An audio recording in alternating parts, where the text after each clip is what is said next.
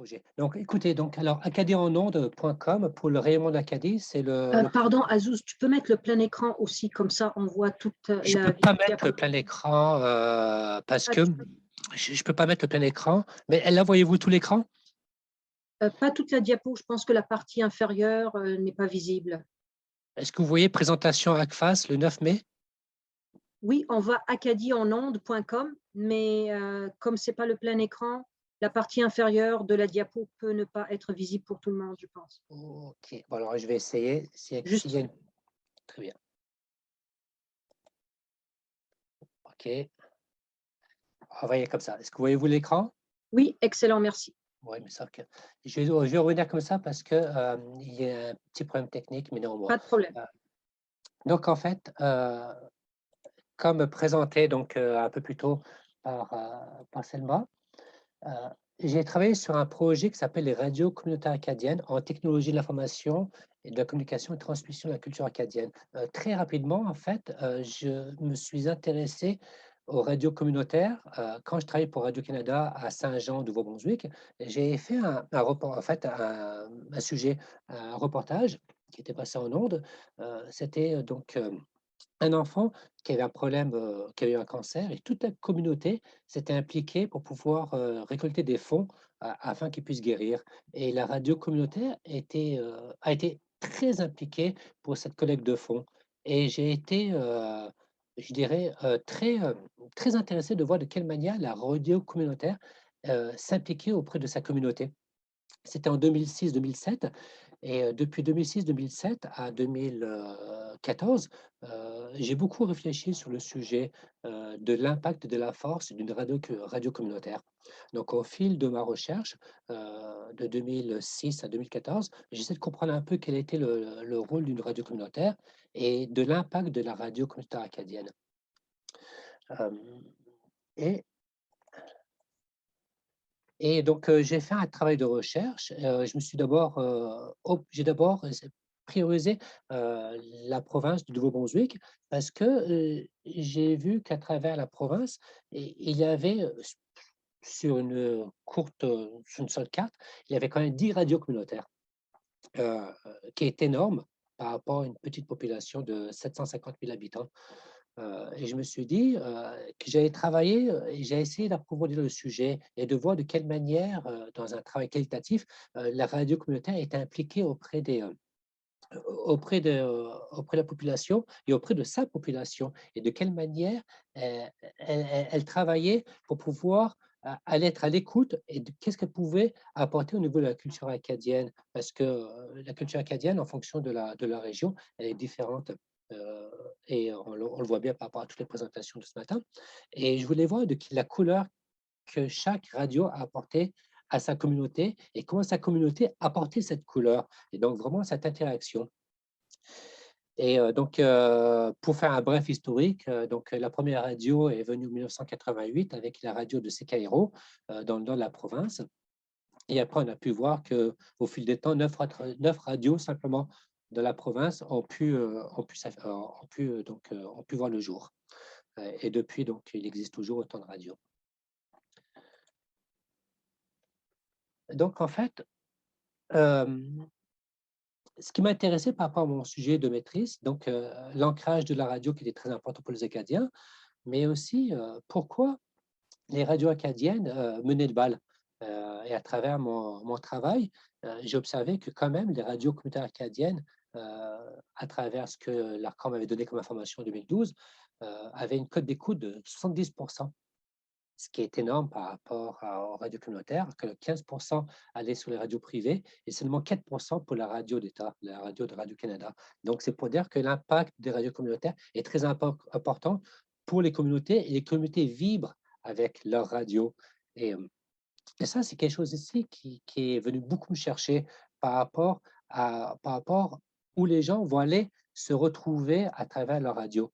Mais à travers leur région, mais aussi quand les Acadiens partent ailleurs, dans d'autres régions, dans d'autres villes, bah, ils vont quand même aller se connecter sur leur radio pour aller écouter ce qui les intéresse. Donc le global est très local et le local est très global. Et ça, c'est un élément qui est venu me chercher à travers cette information-là.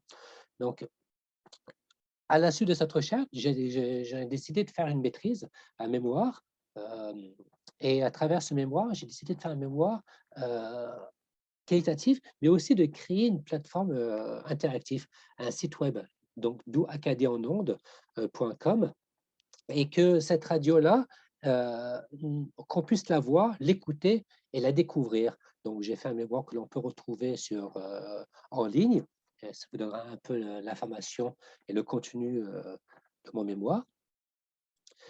Et à travers ce mémoire, donc, j'ai quand même voulu travailler sur une création, donc un site web qui parle de l'importance des radios communautaires acadiennes, mais aussi parler de l'outil de survie du français dans les maritimes, l'importance que les radios communautaires apportent pour pouvoir communiquer en français, mais aussi la place qu'occupent les technologies de l'information et la communication auprès des Acadiens et Acadiennes, parce que malgré tout, cette technologie prend de plus en plus de place et les radios communautaires et d'autres médiums l'utilisent fortement pour pouvoir parler de ce que l'on fait.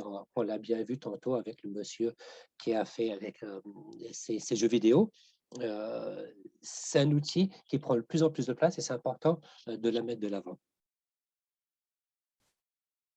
Donc, à travers mon étude, très rapidement, j'ai voulu traiter donc, de tout ce qui est d'intérêt public à travers la société acadienne, mais aussi de situer l'importance des radios communautaires acadiennes et d'avoir un angle d'observation sur la manière dont une partie de la communauté acadienne utilise cette technologie.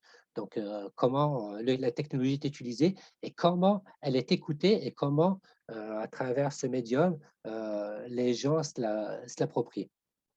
Aussi de constater que le français est toujours d'actualité dans les maritimes et aussi de quelle manière le 15 août est célébré et comment cet outil de radio communautaire est utilisé pour qu'on puisse célébrer, peu importe où on se trouve, que l'Acadie est toujours présente.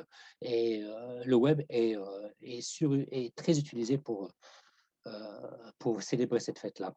Donc, à travers ma création, quand je me suis rendu sur place, j'ai beaucoup signé de l'Acadie dans les Maritimes, mais aussi au Nouveau-Brunswick et à Nouvelle-Écosse et à l'île du Prince-Édouard, pour comprendre, saisir un peu encore plus en profondeur l'importance des radios communautaires acadiennes, mais aussi de l'Acadie.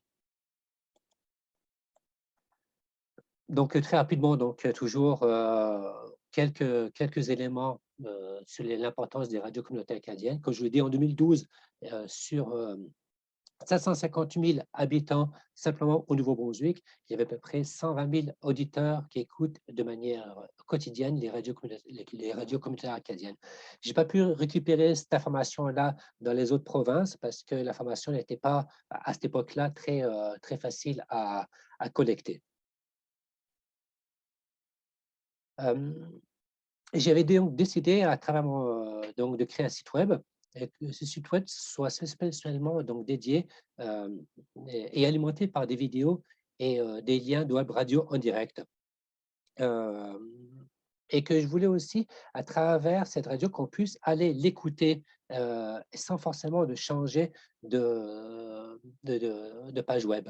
Alors en fait, ce que j'ai fait, j'ai donc cartographié toutes les radios acadiennes que l'on pouvait voir dans les maritimes et en se promenant sur chaque drapeau, sur mon site web, on a été capable d'aller écouter en direct la radio. Donc, ce qui fait que ça nous permettait d'avoir une sorte de jukebox. Et à travers le jukebox, on a été capable d'écouter la radio communautaire acadienne. Ça, c'était un des éléments auditifs de mon site web interactif. Alors, comme c'est un mémoire que j'ai fait en 2012 et que je l'ai quand même archivé, je vais vous montrer une petite vidéo qui permet de voir à l'époque ce site web interactif. Donc, si vous n'entendez pas l'audio, dites-le moi, s'il vous plaît.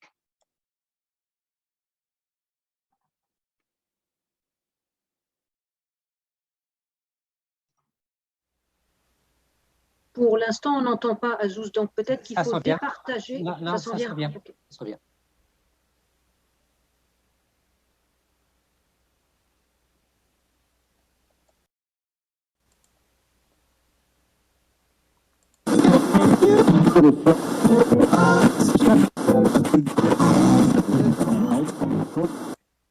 Là, ce que je fais, je me promène à travers la radio pour montrer un peu les différentes, la cartographie. Là, vous découvrez en live, en fait, à l'époque, ma radio. Donc là, j'ai expliqué très brièvement un peu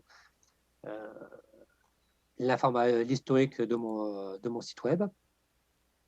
Et donc là, on se promenait de page en page. Donc là, c'était des vidéos, des présentateurs, des différents animateurs. Alors, je parlais un peu, là, c'était les partenaires de mon projet. Donc, à travers cet onglet, donc là, ça, c'était d'autres vidéos qu'on pouvait voir sur mon site web. Ça s'en vient, le son. Une culture acadienne qui pourrait se définir comme étant française, c'est-à-dire francophone. La culture acadienne parle français. Bon, au départ, c'est ce qui la distingue. Elle est marquée par son histoire. Elle a de la... C'est plusieurs capsules vidéo que j'ai fait, que l'on pouvait trouver, entre autres, sur mon site web.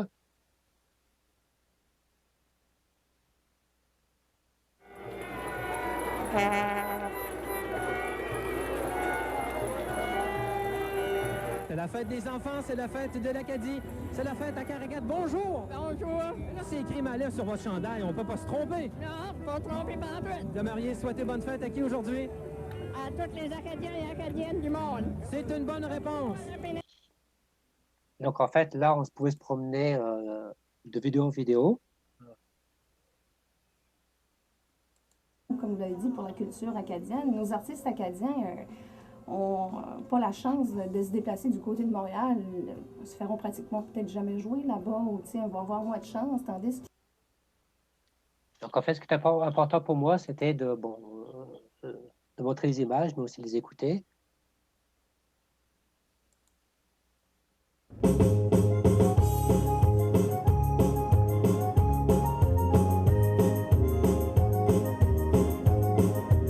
La radio communautaire, comme ici, il y a CK Héros, là, ça prend vraiment de la musique acadienne, puis toute la place ici, ça nous prend ça. Si on n'avait pas de radio communautaire, on ne serait pas connu pour tout. Donc là, en fait, en se prenant sur ce site web, donc on était capable de voir les vidéos, mais aussi, donc, bon, ça c'est, là, on est capable de trouver ça sur YouTube. C'est une vidéo de 9 minutes qui présente un court reportage de l'importance des radios communautaires acadiennes. Non, parce qu'on écoute ça plus souvent que d'autres. Ah oui. 59 000 francophones. Évidemment, par la force de l'antenne, on peut être capté dans tout le Acadie Batters et dans la région du Nord-Turbernon également, et une partie de la côte gaspésienne. Et avec le web, c'est l'infini. Alors, c'est très agréable de recevoir des courriels, des gens qui sont à Hong Kong, des gens qui sont en Grèce, des gens qui sont en Suisse. Donc, en fait, là, on va retourner sur la cartographie où on va écouter les radios en direct.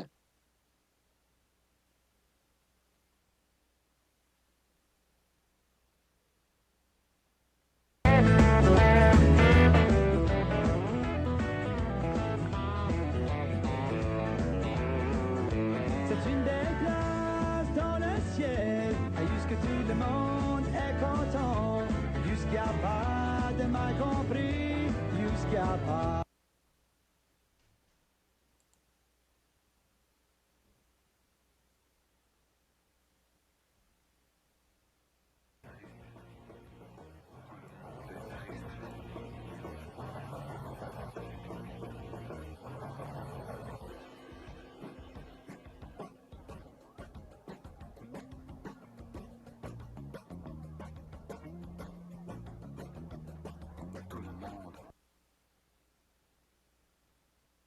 Donc là, on était capable de voir tout de suite les logos des différentes radios qui étaient à cette époque-là donc accessibles. Donc là, en fait, c'était le site web interactif que j'avais créé, qui était en parallèle de mon mémoire, donc qui n'est plus actuellement donc accessible. Donc les partenaires qui avaient collaboré avec moi sur le projet.